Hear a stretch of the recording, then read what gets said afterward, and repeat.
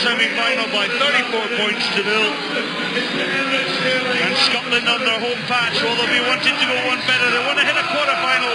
I'm Scott Hastings, alongside me, Rob Bickerman. And the noise has just gone through the roof here, Rob, hasn't it?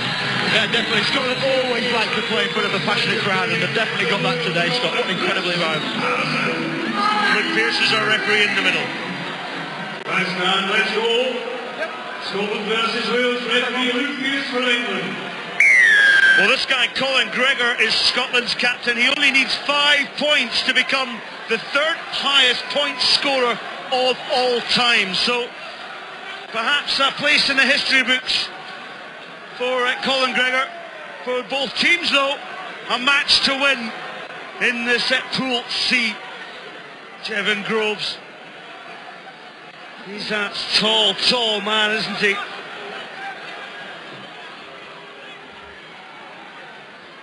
So Wales on the attack on that wide outside channel. Tom Williams on that halfway line, brought down by James Johnston. Ball picked up by Luke Morgan, playing at scrum half. There's Lewis Jones. Jevon Groves, as we said. Good offload there, up to the 10-yard line, recycle possession. It's very much in control from the Welsh as they build the phases upfield. Yeah, Scotland really are quite passive, the defence there, and that is the reason they can do it. If you make sure that you compete with the breakdown, you can go passively. For me, Wales are standing their first receiver very flat. If they are wanting to go out wide, they've got to make sure the third, fourth and fifth receiver are really hitting the ball at pace, which unfortunately there they weren't. But what fantastic breakdown play from Scotland. Colin Gregor often just kicks for touch. Scotland's top points scorer. Once had a season playing in New Zealand for Ponsonby.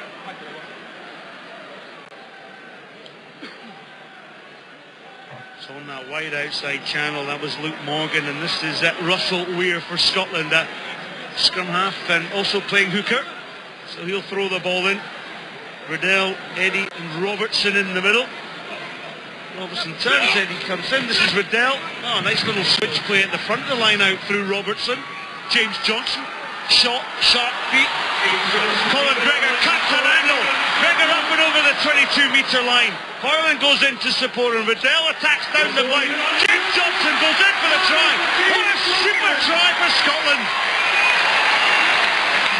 Perfect Scotland there, tend to base their team around their outstanding set of forwards, and the first bit of set piece came in, managed to get the ball wide, and Johnson is one of the most deceptive people on the circuit, Scott, I'm sure you'll agree. He has got feet to desire, and he's actually got a lot of pace for someone who's quite deceptive. Yeah, he wears his gravity round his boot laces as well. He's quite a hard player to bring down. That short gait, that little short steps, but it's the way Scotland wrap round that blind side to create the space for Johnson to dot down on the wide outside. Yeah, that's exactly how to use your forwards well. Bring them in from the set piece on the wide, hit them in the middle, and just like 15s, you can play the same way. It's a very hard thing to stop. So James Johnson gets the Scotland team off to a cracking start.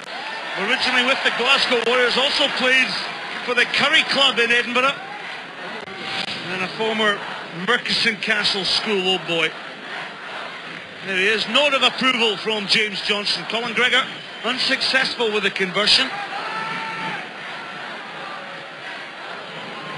Scotland did one forward, but it hasn't gone the required 10 metres. Straight in. Hold on. Is it touch or straight in, Charles? It's touch. Thank you. Line out. Okay. It's not gone 10 metres. Line out. And a mistake from the assistant referee here. Luke Pearce just goes back and steadies the ship. Samuel Cross, what can he do? Up to the 10-metre line. Ball recycled. Alan Jenkins playing at scrum half now. Better play here from Wales. Men outside wide. Oh, nice pass. Picked up by Luke Morgan on the... Scott Riddell's allowed to play the ball. He was the tackling man. And Colin Gregor comes away, switches again. Follow his lead, then they're going to do well. Yeah, the fire pass, but Scott Riddell, Scotland's captain, powerful flanker in 15s, represented Scotland in the Ellie, and also backed that up with a performance at Commonwealth Games here in Glasgow. Swung his way to the line. there from Dan Fish. If you think about how every century steps in Hoyland and try and smash that guy. Swum or swam? Swum or swam? I might get corrected there, but Fish will have the opportunity for 2 more points. This time he makes it secure. So Wales, through Dan Fish's brilliance on that outside arc, he just got outside Johnson. Johnson couldn't get through him. In situations like that, you can really help out the inside. And just by talking to him, just to tell him you've got it, completely bluff your way through it.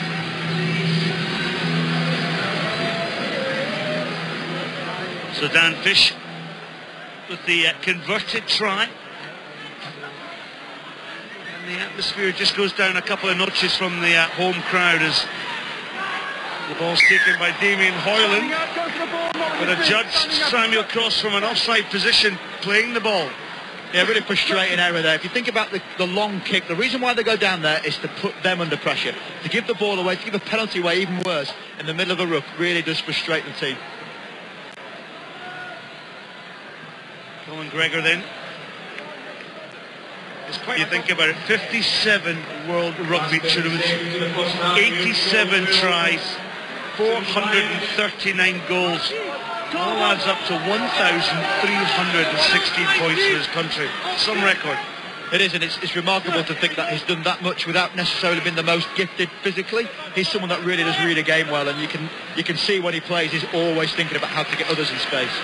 Colin Gregor delivers the pass to Johnson. Johnson with those quick feet once again, creates space for Hoyland. Now Hoyland, he can shift, but well tracked down there by Luke Morgan. Great tackle. James Eddy's up, the Glasgow Warrior. Russell Weir takes it up, spins in the tackle. Now Scotland with the last play of the game, you'll have heard the hooter. Gregor. And in attack, in defence, let's connect, get our guards in one set. Try not burn, create a breakdown a couple of times.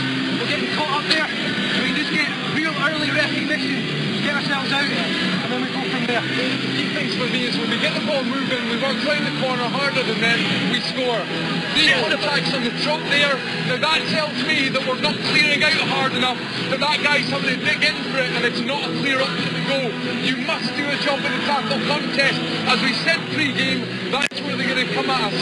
We lost 1 or 2 numbers on short side reset. Get your head up on defensive resets. Okay, other than that, play our own game. Let's go again. Just to interpret what's been said at half-time there, Scotland really are talking about concentrating the Welsh team, bringing them in, moving them around, and then getting the ball wide again. Conversely, Wales looking for the short line runner, so they've got to stretch them first and then hit these big men coming on short, hard lines.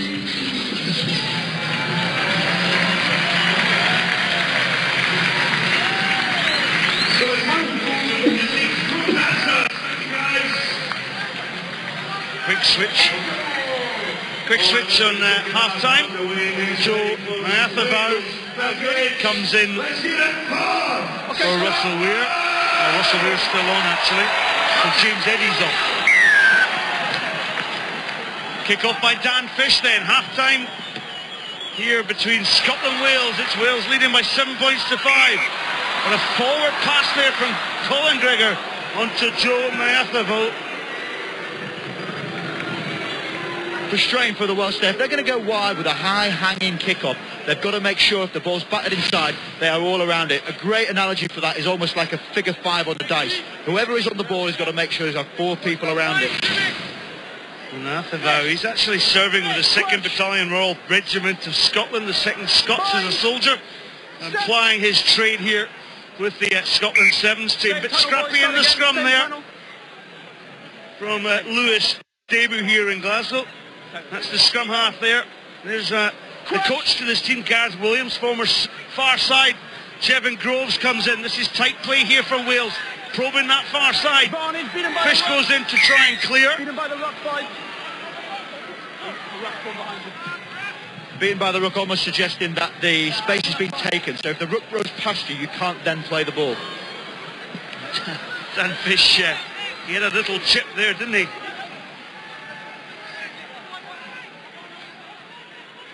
The ball out to Tom Williams.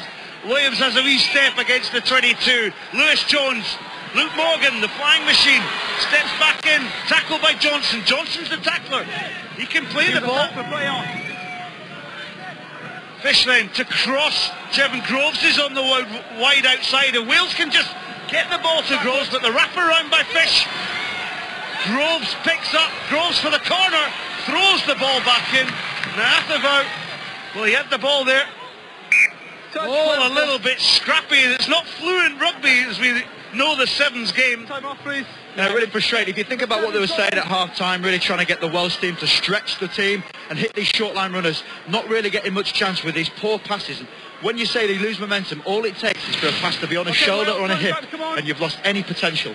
Trying to put the ball back inside speculatively here, Jevon Groves, always a bit of a risk in Sevens, but better than putting the ball into touch in some aspects. Stay 2 minutes. Pressure on from Wales then.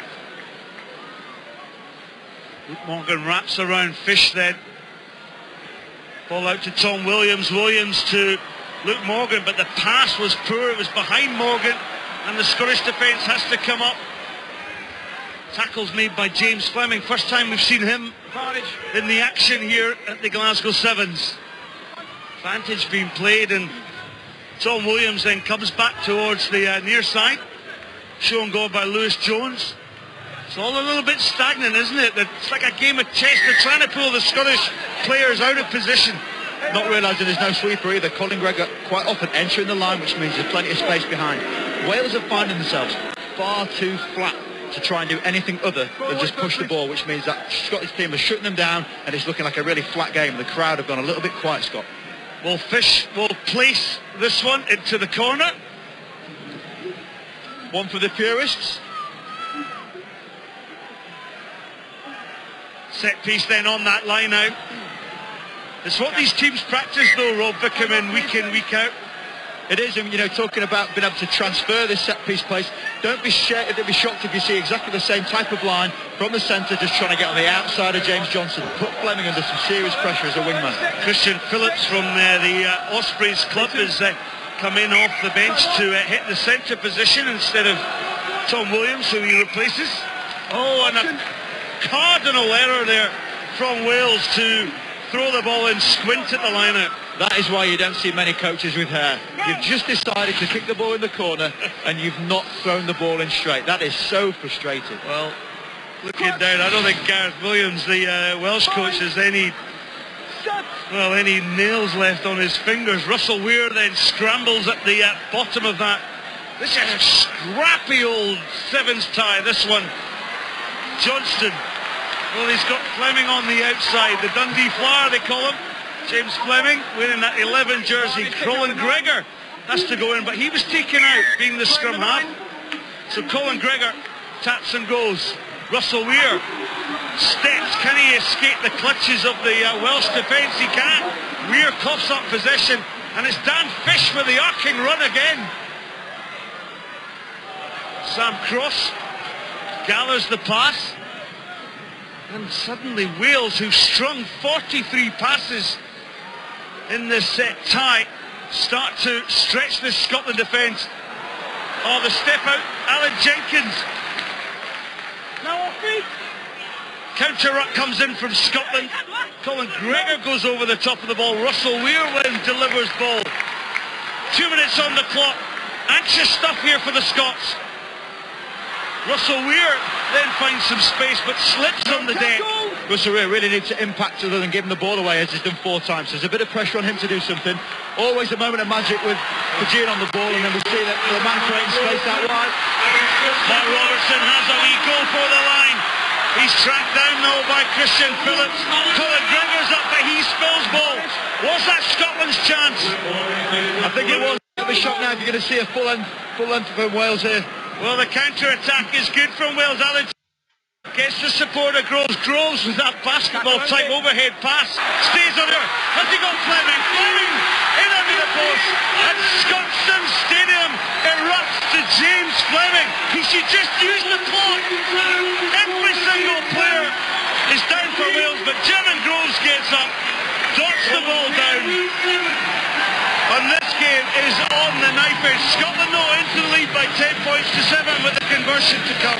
finally got the crowd dancing. That's exactly what was needed. 3 or 4 minutes of pure, out-and-out, end-to-end rugby there. These guys are so athletically fit. Errors coming up time and time again, which is constantly changing the momentum of the game. Scotland are capitalising. Support play meant they managed to get through and score. So Scotland's Colin Gregor to extend the lead. It's good. There's still seconds left on the clock and Scotland will have to kick off. But it's James Fleming who scored what could be the decisive try in such a tight game of sevens rugby. To be fair to Wales, support play here, he's had a little bit of a shocker previously, but that was some outstanding support play there. Colin Gregor needs to be absolutely spot on with this kick here.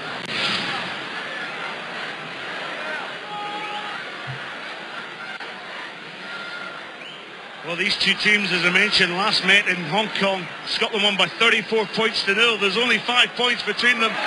Ball was taken there. Was it knocked on? It was. But the full-time whistle has gone from Luke Pearce. Scotland will progress through to the quarterfinals of the Cup competition. A win for Wales over a win